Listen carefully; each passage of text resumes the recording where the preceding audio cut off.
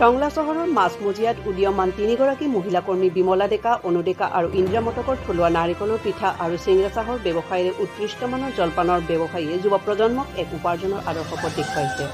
আহক আমি তেওঁলোকৰ এই চাহৰ বিপণীখনত প্ৰত্যেক দিনে আবেলি ৩ বজাৰ পৰা নিশা ৮ বজালৈ এক উৎকৃষ্টমানৰ চাহৰ সোৱাদ ল'বলৈ যাওঁ।